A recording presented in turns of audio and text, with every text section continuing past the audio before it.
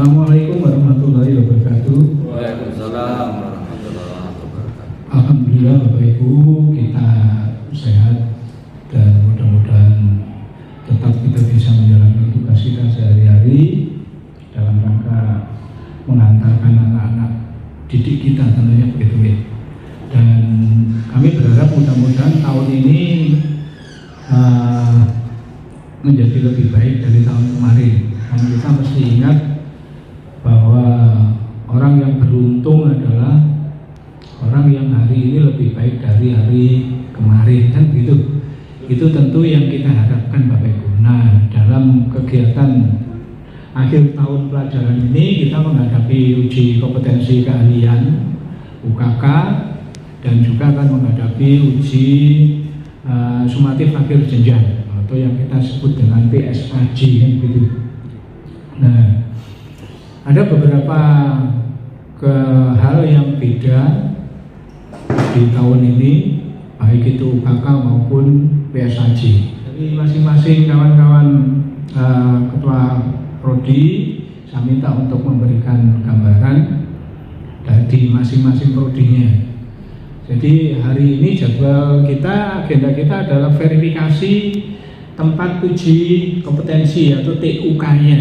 Gitu. Karena sesuai dengan aturan, sesuai dengan panduan bahwasannya sebelum pelaksanaan uji kompetensi TUK-nya harus dipastikan siap dulu. Nah, kita tahu bahwa UKK itu ada 3 model Bapak Ibu. Jadi kita review sedikit, ada 3 model. Yang pertama adalah model DUDI atau asosiasi, kan begitu. Yang kedua model LSP, yang ketiga model mandiri. Satuan pendidikan memilih 1 atau lebih dari 3 model itu. Dan di sekolah kita selama ini juga ada modelnya juga beda-beda. Ada yang model mandiri, ada yang model asosiasi.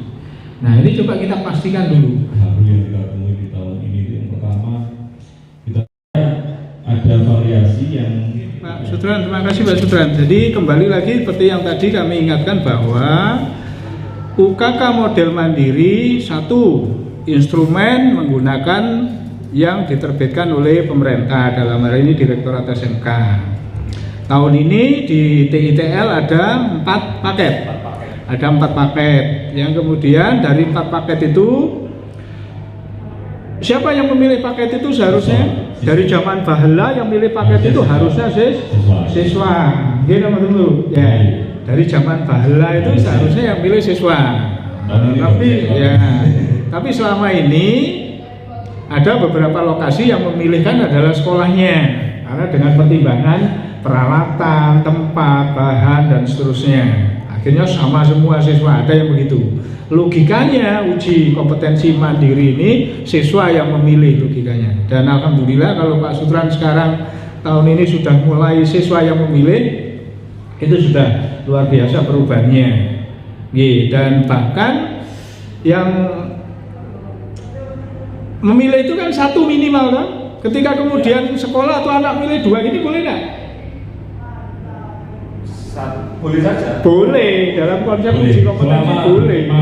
Iya, Bapak Ibu ya. Kemudian yang kedua di uji mandiri penguji ada 2 tadi, penguji internal dan eksternal dengan syaratnya seperti itu.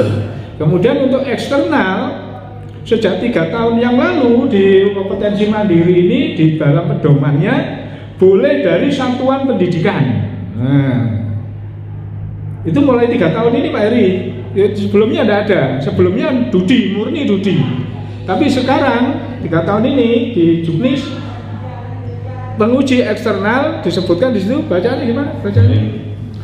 Ya, penguji eksternal dapat berasal dari unsur dunia kerja, asosiasi profesi atau satuan pendidikan yang berasal dari luar institusi penyelenggara. Jadi dengan tetangga sebelah.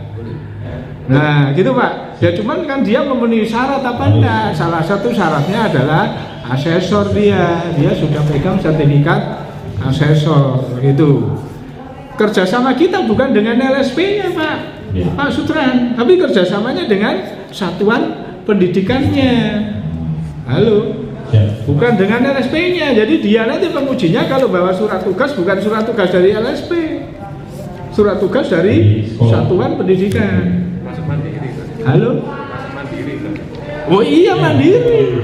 Tetap mandiri, dari bentuknya mandiri, cuman pengujinya eksternalnya saja Pak Sutran mengambil dari Satuan Pendidikan sebelah dengan syarat guru ini sudah asesor, kan begitu. Benderanya yang dibawa bukan LSP, benderanya adalah Satuan Pendidikan. Jadi itu nanti Pak Sutran, terima kasih kalau sudah ada perkembangan tadi paket soalnya siswa yang memilih, ya. Kemudian nanti dipastikan paket soalnya coba seberapa besar unit kompetensinya Pak Sutran. Misalnya paket satu ini dia kalau kita lihat di lembar penilaiannya ada berapa paket unit kompetensi gitu Pak. Wah, ya Pak ya. Ya, banyak tuh. Nah, sekarang tinggal kelengkapan alat, bahan, ruang. Saya kira kalau saya percaya sama jenengan. Aman Pak. Iya. Kalau jenengan ngomong aman, saya percaya. Aman mulai dulu. Karena kalau jenengan ngomong aman, faktanya kurang banyak sing soro sampean dewi. Duduk saya, ya. Ya, jadi dalam hal itu, Bu, Pak Heri, saya yakin dan percaya sama panjenengan ketua program. Kenapa saya percaya sama jenengan? Saya seumur-umur jadi ketua program. Kan gitu. Jadi kalau ketua program bahannya enggak lengkap kurang ya soro dewe. Ya. Nggih Pak Heri. Jadi saya pasti kalau soal alat dan bahan panjenengan sudah yakin aman.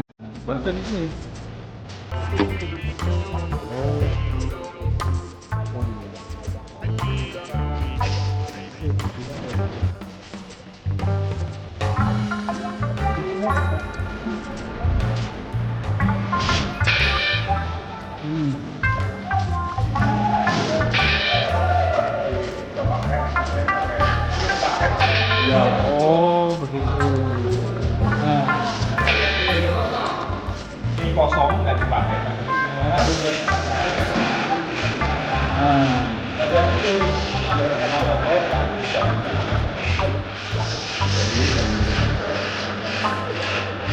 Jadi di tahun ini UKK-nya panjenengan ada peningkatan kompetensinya, ya. Kemudian yang pertama tadi siswa memilih sendiri. Betul, paketnya. Kita tawarkan ke tiga paket. Nah, yang baru tadi apa tadi?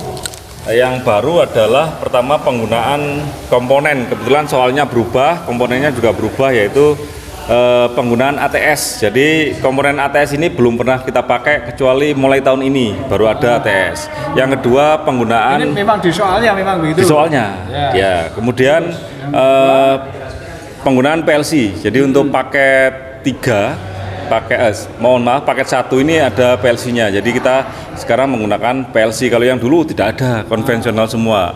Sehingga anak-anak bisa lebih skillnya upgrade ke pemrograman. Jadi ada pemrogramannya. Kemudian ada pengamannya juga kita tambahi sekarang menggunakan LCB, kalau dulu tidak ada. Berarti alat ini baru juga kita?